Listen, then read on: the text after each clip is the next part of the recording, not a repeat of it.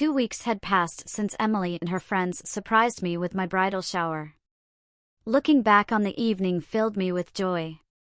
Laura and Catherine hosted a wonderful event, and the guests gifted me with lovely clothes, including special treats from my future mother-in-law, Susan, and my fiancée, Emily.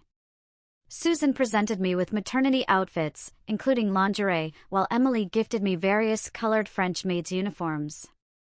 I cherished every moment of the shower. The time following the bridal shower had been hectic. Wedding invitations were sent out, bearing the message, "Mrs. Susan Newman requests the pleasure of your company at the upcoming marriage of her new daughter Olivia Ellen Martin to her daughter Emily Newman."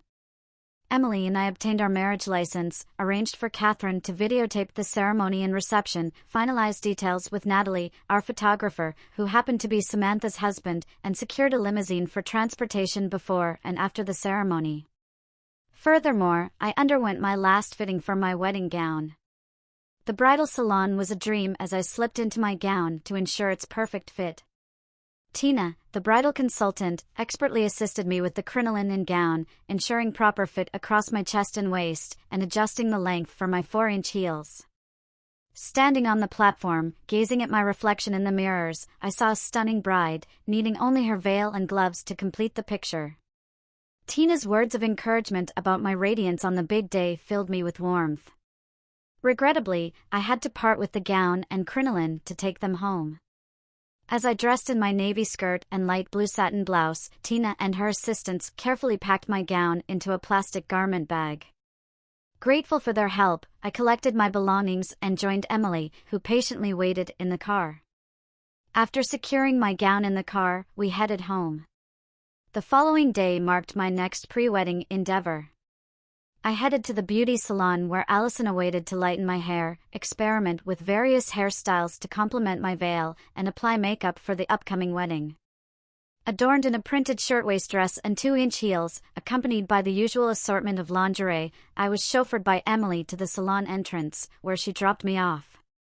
Carrying my veil in its protective bag, I entered the salon. Allison greeted me upon arrival. "Excited yet, Olivia?" she inquired. I nodded in response, and she led me to the changing room.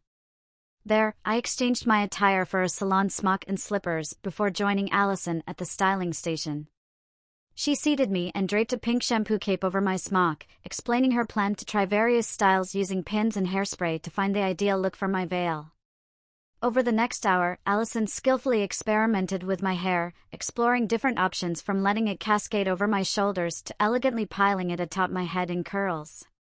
With each style, we assessed how the veil complemented the look until we settled on the consensus that the curls atop my head suited it best. Allison made a mental note to ensure she had all the necessary tools to recreate the chosen style. Inquiring about the wedding time, I informed her of the 4 o'clock ceremony. She assured me of her early arrival, well before noon, accompanied by 2 additional stylists to assist my matron of honor, bridesmaids, and flower girl. Then, she reclined my chair until my neck rested in the shampoo bowl, providing a thoroughly relaxing shampoo and conditioning. After applying the color to my hair, Allison allowed it to set for a few minutes before confirming its success. Following a rinse, a slight trim, and setting my hair in rollers, she covered it with a pink hairnet and placed me under the dryer. Once dry, she styled my hair with hairspray. After changing back into my attire, I settled my payment with Allison, who reminded me of her anticipated arrival at 11. Thanking her, I exited to meet Emily. Emily and I made the decision to host the wedding rehearsal and dinner on Wednesday instead of Friday. The venue chosen was a small private club where Emily's mother, Susan, held membership. Susan not only secured the club for the wedding and reception but also for the rehearsal and dinner. The night before, we styled each other's hair and painted our toenails and fingernails with matching red polish. Dressed in matching red satin nightgowns and adorned with matching satin hair bonnets, we lounged in the living room, watching television. That evening, we simply embraced each other, envisioning our upcoming wedding in just a few days. The following morning, we indulged in a leisurely sleep-in. After rising, Emily and I enjoyed a light brunch before preparing for the evening's rehearsal. While Emily tidied up after our meal, I indulged in a refreshing bath. Shedding my nightgown and sleep bonnet, I donned a shower cap and luxuriated in a long, hot bubble bath. Ensuring a thorough shave of my legs and underarms, I emerged from the tub, enveloping myself in a large, pink, fluffy towel before dusting my skin with scented bath powder and slipping into beige panties and a soft robe. As Emily bathed, I pondered over my attire for the evening. Opting for a coordinated ensemble, I selected a matching beige bra, panties, and garter belt set, complemented by beige nylons, a long beige slip, a long-sleeved beige satin blouse, and a tan skirt. The ensemble would be topped off with 2-inch beige heels. Meanwhile, Emily chose a flattering black dress with a fitted waist and flared skirt, accentuating her figure perfectly. As Emily entered the room, she draped a shampoo cape over me and skillfully worked on my hair and makeup, as she always did, ensuring I looked lovely. Afterwards, I returned the favor by assisting with her hair. Once Emily completed her makeup, we began preparing for the evening's rehearsal. Adding the finishing touches to my ensemble, I adorned myself with gold earrings, a watch, bracelet, and necklace. Emily complimented my appearance, a gesture that always filled me with joy. Needless to say, Emily always looked impeccable whenever she stepped out, and today was no exception. We arrived at the club just before 6 p.m. for the rehearsal, where everyone awaited us. Pastor Nicole, a childhood friend of Emily's who would officiate the ceremony, greeted us. Having previously met during our pre-wedding sessions, she expressed no concerns about my attire but rather emphasized the importance of Emily finding a good partner and both of us remaining committed to our vows through thick and thin. The club's wedding coordinator, Victoria, escorted us to the designated areas. Emily and her best man were to wait in one room, while a larger room was allocated for my attendants and me to prepare and make any last-minute touch-ups to our makeup. Victoria provided a detailed explanation of how the room would be arranged for the wedding ceremony. Pastor Nicole would stand at the front center behind a railing suitable for kneeling, Emily would enter from the right, and I would proceed down the center aisle on the white satin runner. The organist would play appropriate music as my attendants made their entrance, followed by the wedding march signaling my procession with Susan.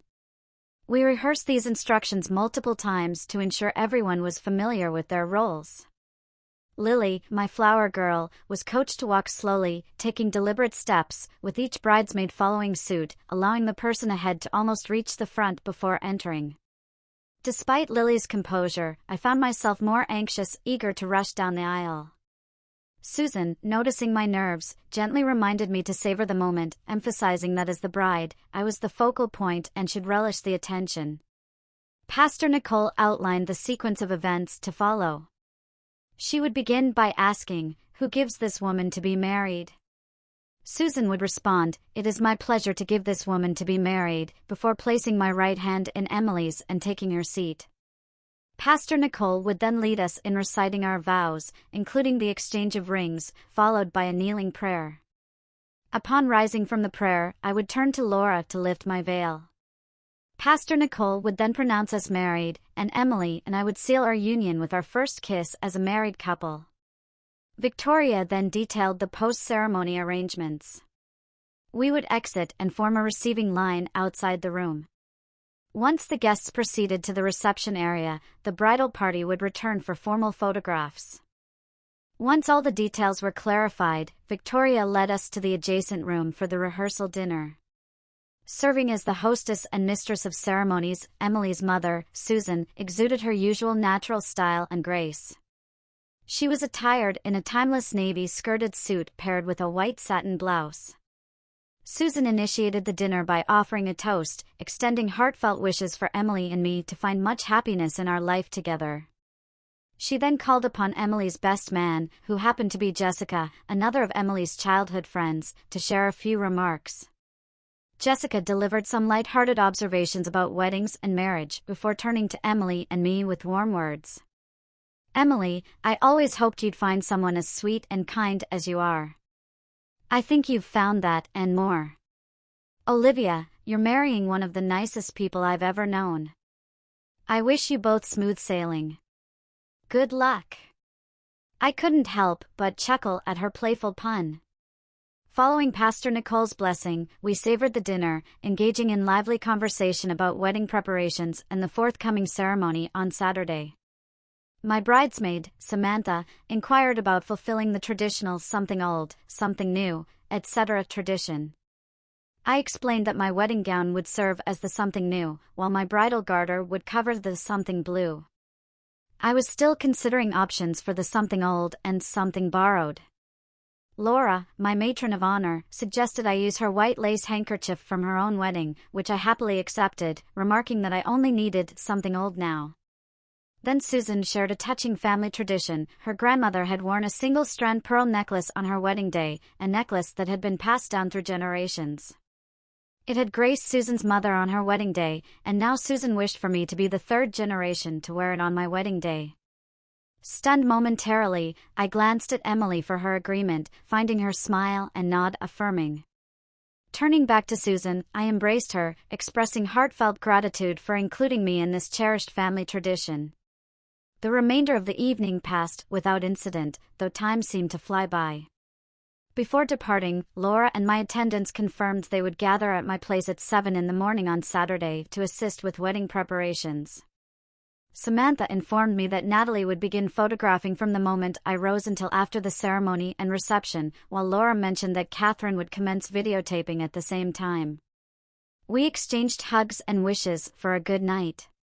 Susan assured me she would also be present at 7, ensuring I was fully prepared for my big day. She proposed meeting for tea on Thursday afternoon, suggesting a heartfelt mother-daughter conversation before the wedding. I readily agreed, and we settled on a time and place. Embracing her warmly, I expressed my gratitude for her kindness. Susan emphasized the importance of being the best possible wife for Emily, the best daughter for her, and the most authentic and feminine version of myself. With that, we bid each other good night, anticipating the busy day ahead on Saturday. As planned, Susan and I met for tea on Thursday. I opted for a peach-colored bra, panties, garter belt, slip, stockings, a gray satin long-sleeve blouse, a gray skirted suit, and 2-inch black patent pumps. Susan arrived in a black skirted suit, a white blouse, and black patent heels, exuding her usual elegance. She also sported a pair of white dress gloves. Requesting a corner table, Susan and I were promptly seated by the hostess.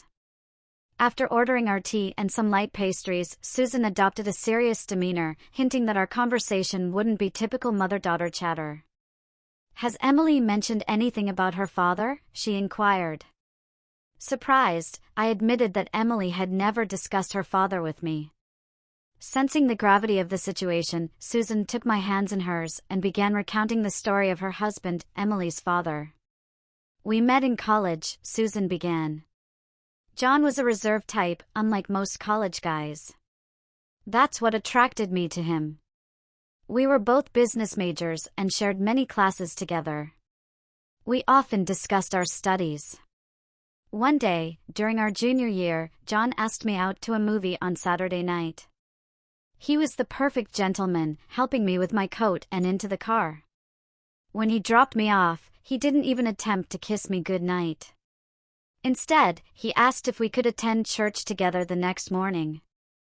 I agreed, and from then on, we exclusively dated each other. It wasn't until our third date that he finally kissed me. All along, I had a feeling that there was something weighing on his mind. Yet, whenever I broached the topic, he would simply brush it off. During our summer break, we visited each other's homes, meeting our respective families. For me, this felt like a precursor to a formal marriage proposal, something I had hoped for. However, no proposal materialized that summer. When we returned to campus in the fall, he appeared even more withdrawn or troubled than before. Eventually, after the homecoming festivities, as we strolled across campus, he confided in me. We found a quiet spot on the quad with benches where we sat down. He looked at me earnestly and revealed that he had been hiding something significant from me throughout our relationship. Although he loved me deeply, he feared this undisclosed aspect of his past would drive us apart. I couldn't fathom what kind of dark secret this kind-hearted individual could harbor that would pose such a threat to our relationship. Tenderly, I encouraged him to share his burden, assuring him of my unwavering love and support. I emphasized that short of being a mass murderer, nothing could sever my commitment to him. At that moment, he disclosed to me his enjoyment of wearing women's clothing, from lingerie to dresses, skirts, and blouses. He mentioned that he was currently wearing a pair of white satin panties beneath his suit. In that era, openly expressing such desires or wearing women's clothing was not as widely accepted as it is today. Initially taken aback, I quickly processed his revelation and gently reached out to touch John's hand, assuring him that his confession didn't trouble me. I found it admirable that he embraced both his masculine and feminine sides. In fact, I offered to assist him in dressing as a woman whenever he desired. Excited by the idea, he suggested we go to his apartment immediately so he could dress for me, to which I agreed. Upon arriving at his place, he excused himself to change while I perused a women's magazine he had lying around. His transformation took longer than expected, but when he emerged, he looked quite striking. Though his makeup was slightly uneven, it was tastefully done. He wore a light green shirtwaist dress, 2-inch patent heels, and appeared to have all the appropriate undergarments. Impressed by his appearance, I complimented him and kissed him affectionately. Once more, I reiterated my willingness to assist him with dressing. Curious, I inquired about his chosen name. He revealed that when dressed, he referred to himself as Janet. Then, he knelt down on one stocking knee, asking if I would consider marrying him. Overwhelmed with emotion, I assured him of my willingness to marry John and welcomed Janet as a regular part of our lives. With joy, he embraced me, marking the beginning of our journey together. I then expressed my curiosity about his feminine wardrobe. He had assembled a lovely collection of outerwear and lingerie.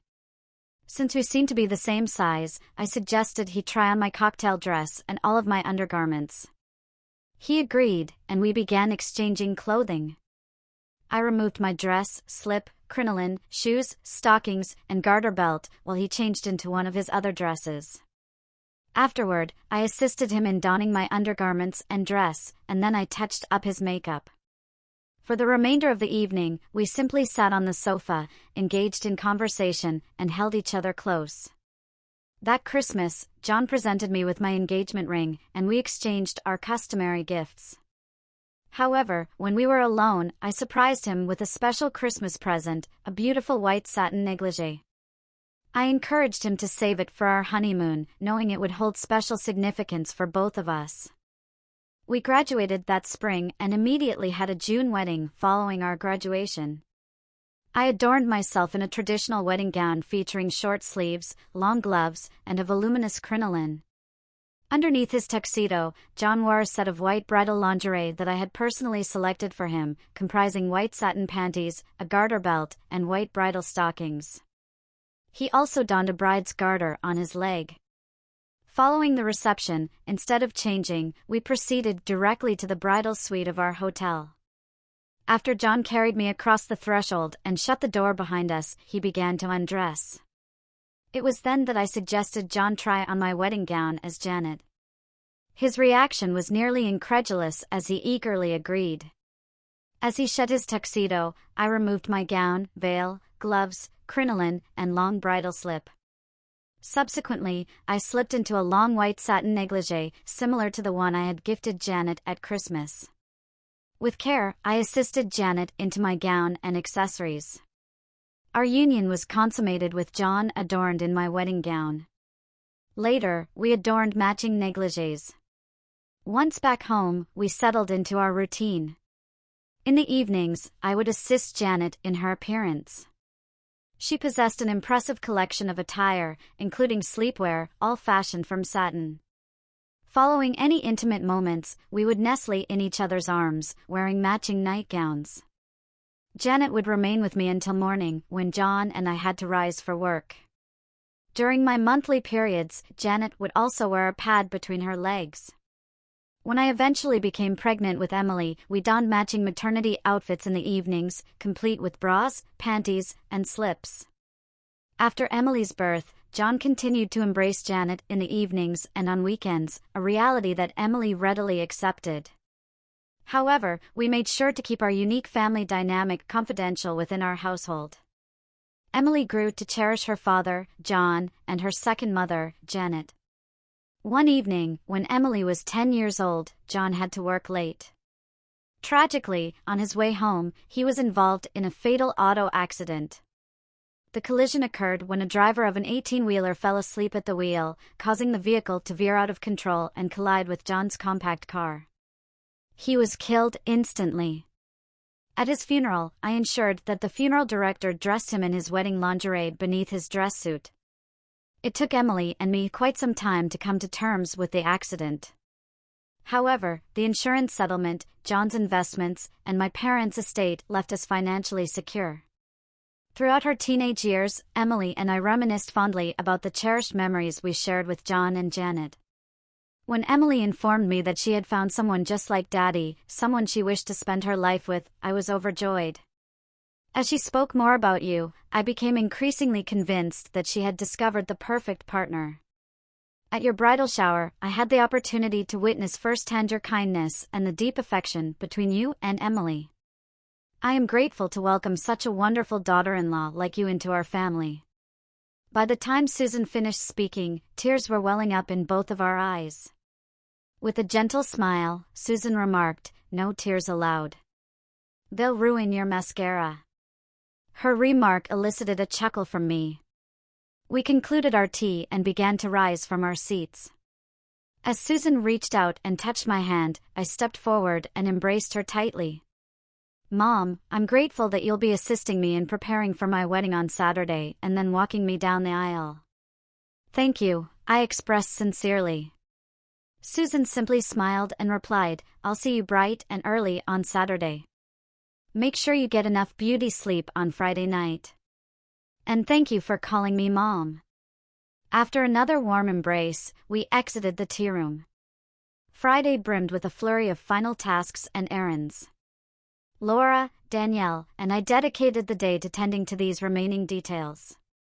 I opted for a simple blue shirtwaist dress paired with stockings and low heels, keeping my makeup minimal. During our outings, Laura shared with me the excitement her son Tim, felt about being my flower girl the following day and donning such a lovely dress. After completing all our tasks, we paused for a late lunch or early dinner. Following the rehearsal, Emily and I mutually decided not to see each other until the wedding day, both harboring the superstition that it might invite bad luck. After dinner, the girls drove me back to my place. I gave Laura a spare key so they could let themselves in the next morning. Tonight marked my final evening as a single woman and likely my last night sleeping at my own place before moving into Emily's larger home after the honeymoon. Her spacious house boasted ample closet space for our combined wardrobes. Once home, I changed into a pink satin nightgown and donned a matching sleep bonnet. After tending to my toenails and waiting for them to dry, I nestled into bed between the smooth satin sheets and drifted into a peaceful slumber, anticipating the joys of the upcoming day. Before I knew it, Susan was gently shaking me awake. Natalie had already snapped a few pictures of me lying in bed wearing my nightgown and sleep bonnet, both with and without the covers. Meanwhile, Catherine had just begun recording on the videotape. "Wake up, sleepyhead. It's time to rise and shine," Susan announced. "The girls will be here soon, and there's plenty to be done." Although I had been enjoying pleasant dreams about my wedding, being roused from sleep was not what I had in mind. I stretched and sat up in bed, only to find Laura, Samantha, and Lily already bustling about. Susan handed me my matching satin robe and instructed me to put it on over my satin bonnet before joining them in the kitchen for breakfast. As soon as I arrived in the kitchen, Rebecca and Danielle showed up. We all enjoyed juice, coffee, and muffins, though Rebecca couldn't resist warning me against overindulging, lest I struggle to fit into my gown. Once we finished breakfast, Susan insisted that I take a bath to relax while they handled things for a few minutes. She accompanied me to the bathroom and drew a luxurious bubble bath for me. As I removed my robe, nightgown, panties, and sleep bonnet, Susan handed me a shower cap and assisted me into the tub. I soaked in the hot bath for about 20 minutes before drying off and slipping into my panties and robe before heading out. Allison and her two assistants were already busy styling my attendants' hair, setting their curls in rollers, and applying makeup. Lily was having the final touches to her hair done by Allison, while Rebecca, Danielle, and Samantha sat with plastic hairdryer bonnets on their heads. Laura sat nearby, patiently awaiting her turn for the rollers. Allison assured me that she would soon attend to my hair and makeup. Meanwhile, Susan supervised everything like a mother hen with her chicks. As I exited the room, I noticed Lily and Laura having hairdryer bonnets placed on their heads, while Rebecca and Danielle began to be styled. Returning to my room, I began dressing in my wedding lingerie, ensuring to include the necessary sanitary pad to avoid any mishaps with my gown. Susan entered while I was fastening my wedding stockings to my garters. She had already completed her hair and makeup but hadn't donned her dress yet, wearing one of my robes instead. "I just wanted to check on you amidst all this chaos," she inquired. "I'm holding up fine, but my nerves are getting to me," I admitted. Susan reassured me that it was perfectly normal for brides to feel nervous on their wedding day and complimented the prettiness of my lingerie. After finishing with my stockings, I put on my robe and headed out to let Allison work her magic and make me beautiful. Once she draped a shampoo cape over me, Allison dampened my hair and began rolling it up.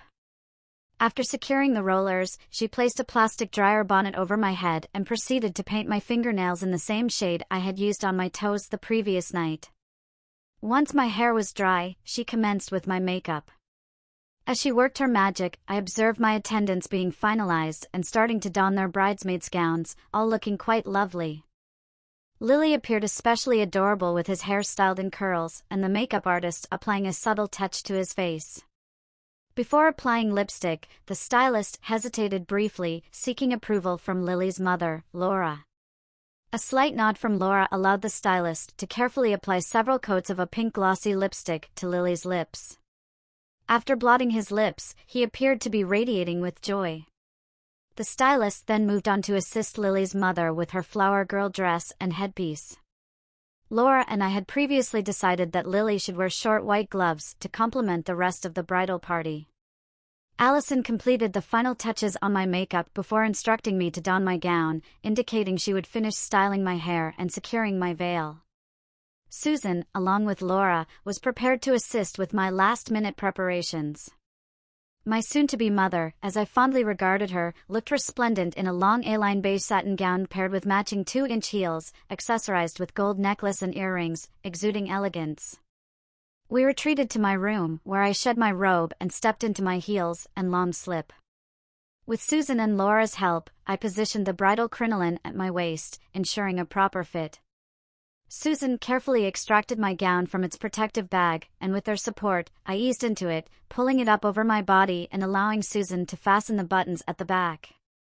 With my veil in hand, I headed to Allison to complete my hair, presenting a striking image in my white wedding gown with hair set in rollers. Following our predetermined plan, Allison styled my hair, while Natalie and Catherine captured every moment on film and videotape. After securing my veil and applying final touches to my hair, I beheld my radiant reflection in the living room mirror. As I basked in the moment, Susan approached, enveloping me in a warm embrace, complimenting my appearance on this momentous day for any bride. She then assisted me with my gloves and meticulously ensured the completion of the something old, something new checklist, confirming the presence of my blue bridal garter and Laura's lace handkerchief.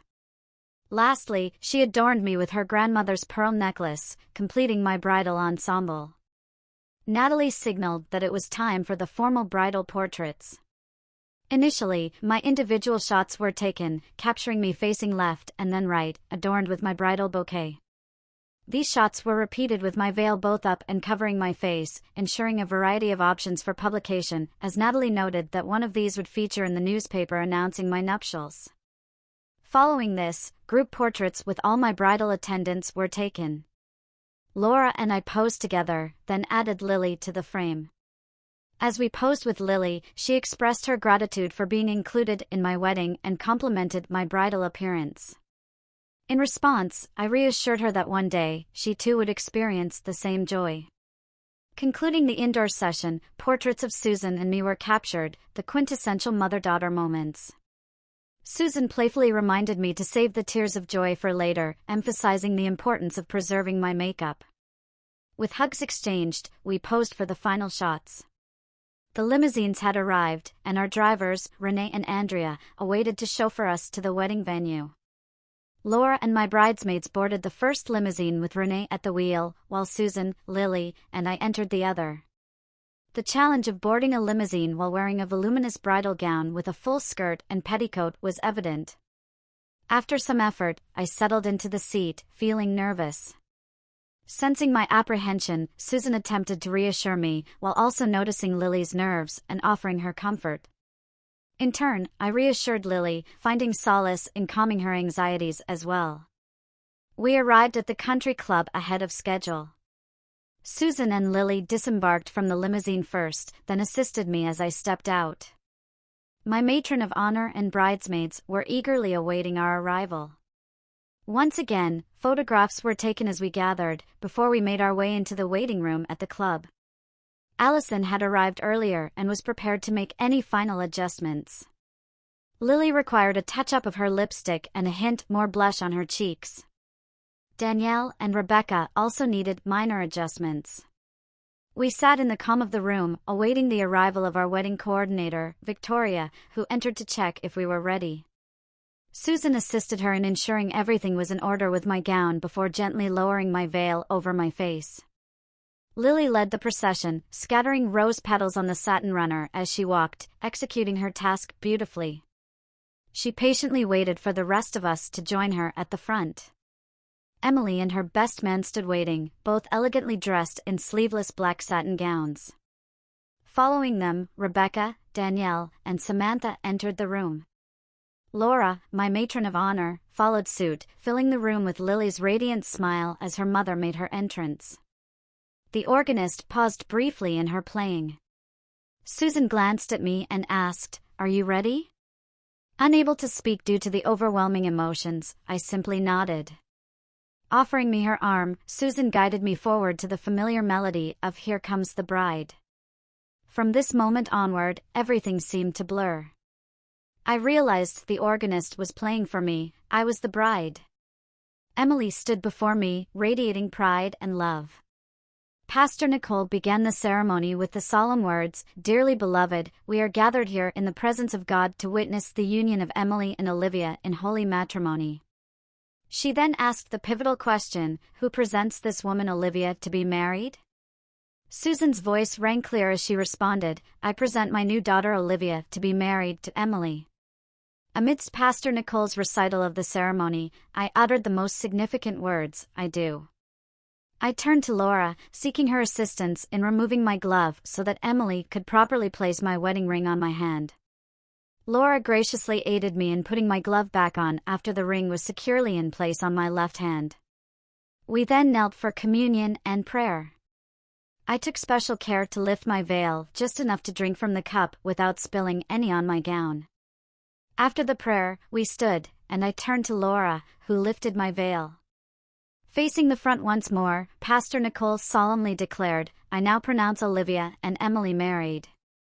What God has joined together, let no one separate. Emily, you may now kiss your bride." With gentle affection, Emily leaned in to kiss me while the guests applauded. Retrieving my bouquet from Laura, Emily and I led the recessional, followed by the best man, matron of honor, bridesmaids, and flower girl. As we formed the receiving line, I could see Susan beaming with happiness as we greeted the guests with hugs, congratulations, and well wishes. After the guests moved on to the reception room, Emily and I rejoined the bridal party for photographs. Once the photo session concluded, we followed Victoria's instructions and proceeded to the reception room. Victoria introduced us one by one, starting with Susan as the mother of both the bride and groom. She then introduced the radiant flower girl, Lily, who entered the room to a warm round of applause. Each bridesmaid, the best man, and the matron of honor were introduced in turn. Finally, Victoria announced to the guests, "And now, for the first time anywhere, I present the bride and groom. Let's welcome Olivia and Emily, Mrs. and Mrs. Emily Newman." With a warm reception, we entered the room together. Once we were seated at the head table, Victoria signaled to the serving staff to commence with the meal service. Throughout the meal, a trio provided delightful music for the guests. Periodically, the clinking of glasses would resonate as a signal for Emily and me to share a kiss.